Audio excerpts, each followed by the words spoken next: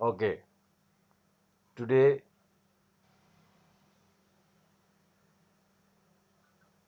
Good morning, cyber sir. law.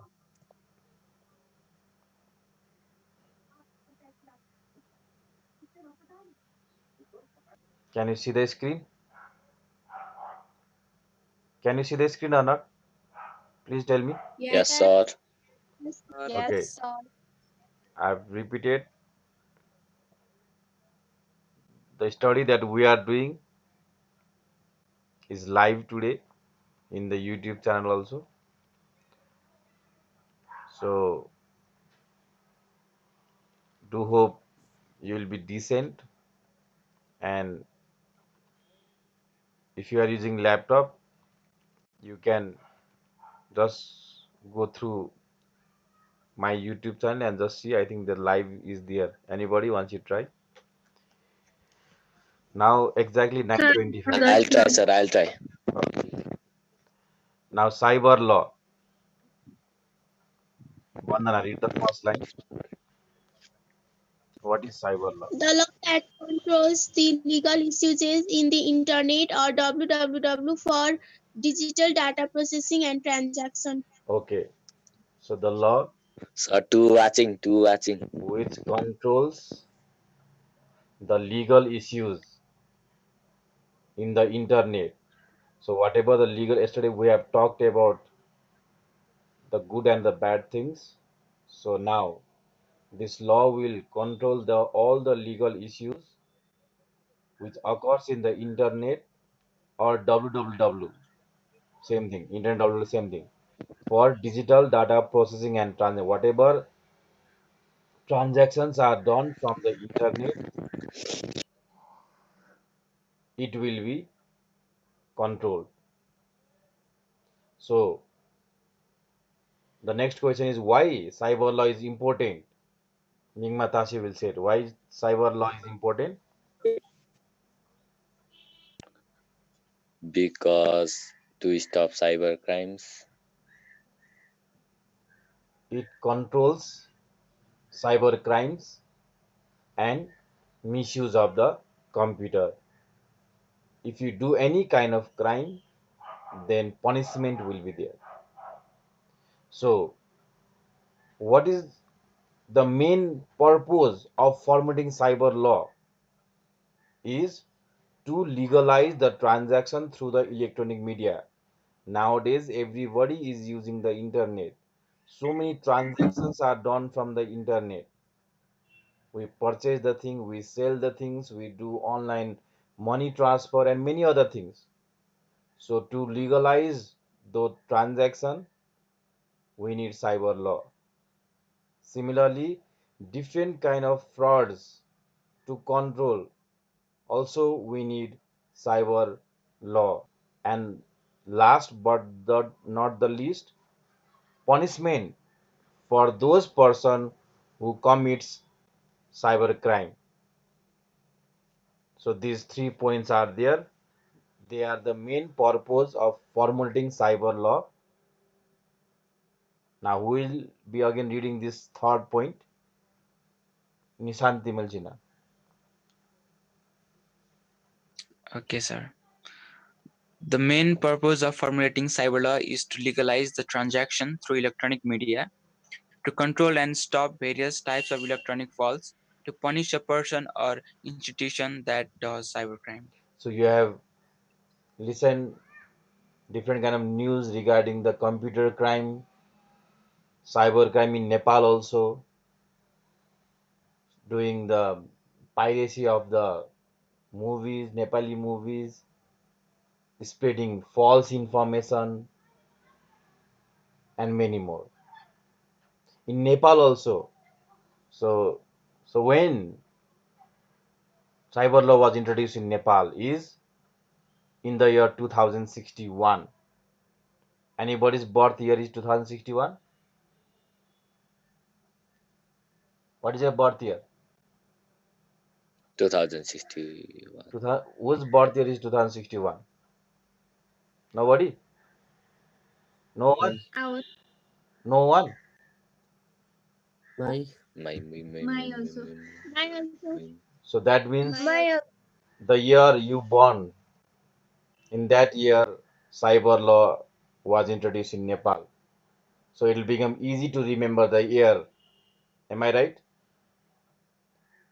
Now Yes, sir. date 30th Bhadra 2000. Now anybody's date is here. 30th, what is 30th Bhadra 2061? Anybody's date? So No, 28 the May. day you were born, the day you were born, cyber law was introduced in Nepal. Anybody? No one. Okay, the month in Bhadra month. Anybody born on Bhadra 2061? Name say? No one? No Ming one? Or month. you are not speaking? So Me. remember this date 30th Bhadra 2061, in English 15th September 2004. And cyber law is also known as ETDSA. Remember this also. ETDSA means Electronic Transaction and Digital Signature Act. So what is the full form of ETDSA, Swastika? Electronic Transaction and Digital Signature Act. Shreyasa, when was cyber law introduced in Nepal? 30th Bhadra 2061. Sanket, say the English date of cyber law of Nepal. 15 September 2004. Okay. So once again, what is cyber law? Anmol Gale.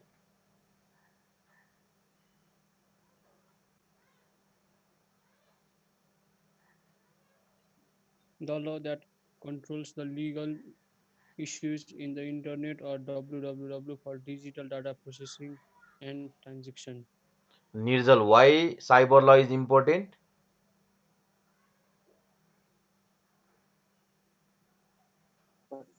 because it controls the important it controls cybercrime and misuse of computers. Okay. Soendra. So what is the main purpose of formulating cyber law? Main purpose of formulating cyber law is to legalize the transaction through electronic media to control and stop various types of electronic frauds to punish a person or institution that does cybercrime. Okay. So here are some major components included in cyber law. The main laws we can say. Number one, electronic and digital signature law. Number two, computer crime or cyber crime law. Number three, intellectual property law. Number four, data protection and privacy law. And number five is telecommunication law. These are the main laws in the cyber law. Now, first we'll go with the electronic and digital signature law. Now, in detail, we will not be going on through this one. So, in a surfacely, we can say that digital signature law means it will authenticate the right person sending the document. Cybercrime law means those who commits the mistake, those who make crimes, commits crimes, they will be punished. Intellectual property law means your creation should not be copied by others. If somebody does, then they will be punished. Similarly, data protection and privacy law means your data is very your property, so others should not misuse your data. So that is one. And telecommunication law means using telecommunication, you cannot do any kind of illegal activities. So these are the different laws included in cyber law. Similarly, next is international cyber law. So this international cyber law also are there 5 points. Once I will not go on very much in detail. Fair Credit Reporting Act in 1970. This means this law has made provision of the right to see one's own credit record without paying, so you can see your report without paying anyone. Freedom of act means you can see your all public information, whatever the information you are available, you are given, then you are able to get those information. Privacy act means uh, without your permission they cannot share the things, your private property, private things. Video privacy, no one can see and use others personal records without the court's order. And copyright act means to stop unauthorized copy. So these are the different international cyber law. Next one is now digital signature. Okay, Ojasvi, what is digital signature?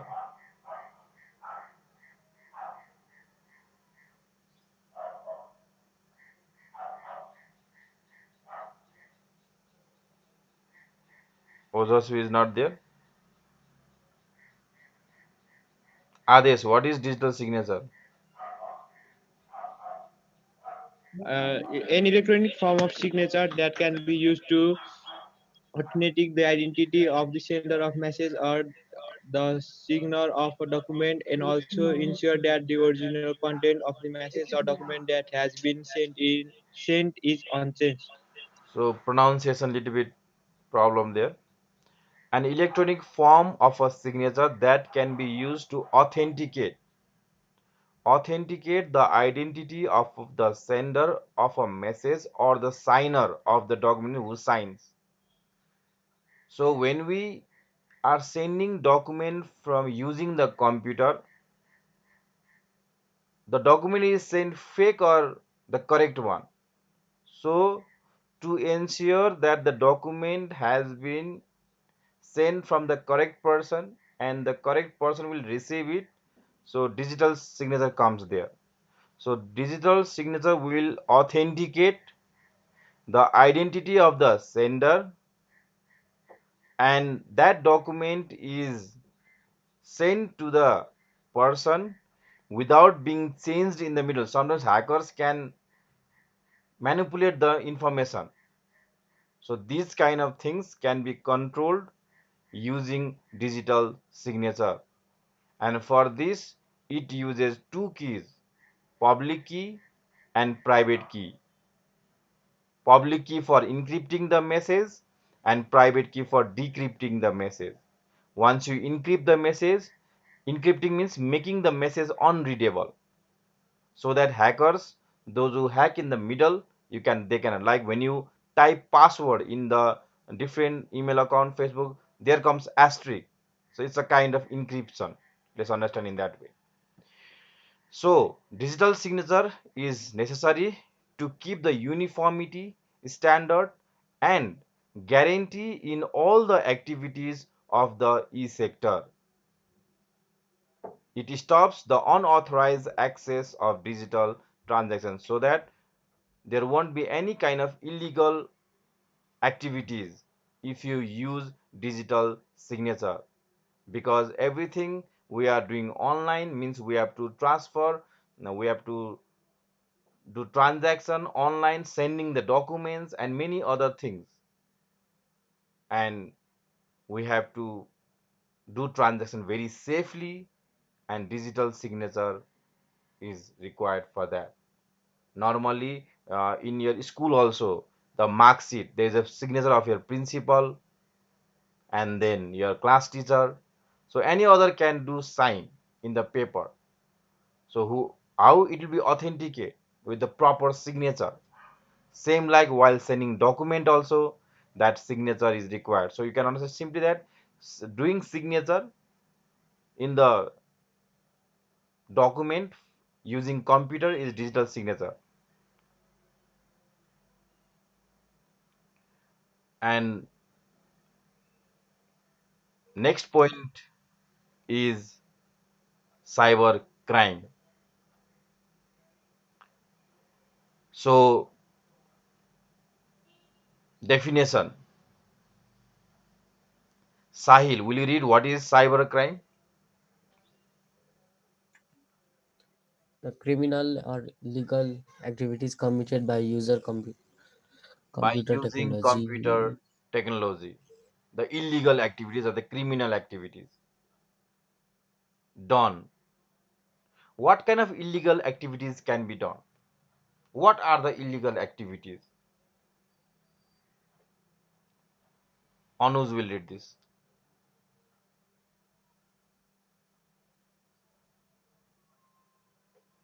Damage to computer and computer system, Little bit acts loudly. to get illegal access into the system, use as a weapon to commit other crimes, acts against the province of cyber law, Damage to computer terrorism and and cyber law. computer system can be one crime. Somebody becoming angry and destroying the computer parts. That also one. Second one is acts to gain illegal access to the system. You are illegally accessing other computer or the system like hacking. Third one, use as weapons to commit other crimes. Using computer for making others to commit crime from using computer. Acts against the provision of cyber law. What law has told which things to do and which things not to do. The law has said these things not to do means you should not do those things. And the examples of cyber crimes are number one, creating fake documents. So this is one first example of cyber crime, creating fake documents. Second one is blackmailing or social media abuse, using the social media, blackmailing, harassing and others. Distribution of pornography materials. We have got this kind of cases here. Private piracy of intellectual properties, others property, copying and giving your name and selling, piracy and making money from there. You should make money from your own creativity, but you make money from others' creativity, that is piracy. Spreading the computer viruses or malicious software, malware. So these are the different examples of cyber crimes. So this much from cyber law. This time the syllabus has been changed, and I want just yesterday's some review of ICT. The full form of ICT, Information and Communication Technology. Definition refers to a technology that provides access to information through telecommunication, or we can also say as the technology that helps to store, communicate, and manipulate the information. As we know, today's society, today's ICT has totally dominated our lives. It has influenced both our personal, social, and moral values as well. And ICT has both positive and negative impact. And some challenges of ICT we have discussed yesterday regarding the virtual identity means creating fake accounts, security means hacking and all, privacy issue also same hacking and all, copyright, social behavior, and digital divide. Last one told the difference between the having technology access and not having the technology access. Similarly, we talked about cyberbullying. Cyberbullying means harassing using the computer or mobile. And last, we read about this computer ethics, the moral principles or code of conducts which regulate the use of computer systematically without making harm to other users. We should follow the rules and regulation of computer technology and not to harm other users knowingly or unknowingly. Computer ethics gives awareness to the user regarding the immoral behavior and activities in the computing field. And some provisions or commandments also we have read. That is, we should not use computer to harm other people. We should not search the file or record of other people. You should not spread any false and illegal information. You should not destroy, erase, or edit personal or group records. And you should not use others people computer resources without authorization. Okay. Now I request you to any queries you have. Let's share it. Speak out any queries, anything you want to ask with the topic. Please, we have 15 minutes left, so you can speak out. Now it's your turn. Bandana, I have understood, sir. Nissan, Sir, today I have no question. Anuj. Yes, sir. Do you have any questions? No, sir. Migmatasi, No, sir. you don't have any questions. Yes, sir.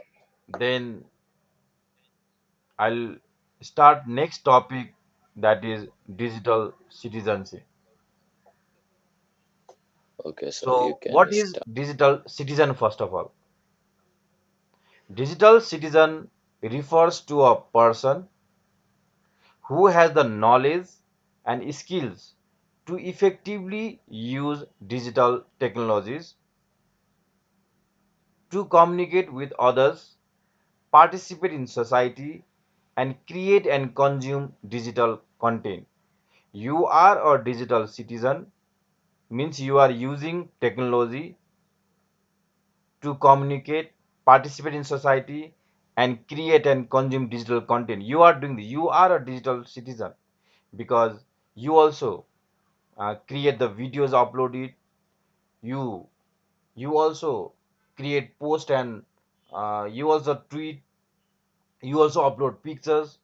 You communicate with each other. So you are a digital citizen. The person who use the internet, mobile device, laptop means you are a digital citizen. And what is digital citizenship then? So we can define digital citizenship as it refers to the responsible use of the technology. Now remember the word responsible. The responsible use of the technology by anyone who uses computers, internet, and digital devices to engage with society on any level. So remember the word responsible. You should be responsible when you are using the computer, internet, and digital device. That is digital citizenship. So I want all of you to read once what is the definition of digital citizenship. Everyone, please read, and somebody I'm going to ask. I'll give you 2 minutes to read this one. Digital citizenship. Please read out. One of you can read out loud.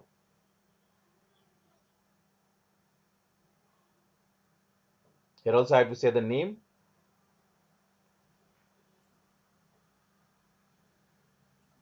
A digital citizen refers to a person who has the knowledge and skills to effectively use digital technologies to communicate with others, participate in society, and create and consume I said to read digital citizenship. The second one. digital citizenship refers to the responsible use of technology by anyone who uses computers, the internet, and digital services to engage with society on any. Okay. Now, what are the qualities of the good citizen? What you should do and you should not. Number one, protect private information for themselves and other. The information you should protect. You should not share any kind of information there. You have to stay safe online. Stay safe online. So don't share everything on the social media. Respect themselves and others means you should respect the person who are using internet. You should not tag and with unnecessary pictures, images. So you have to respect. If you want to get respect, then you have to give respect.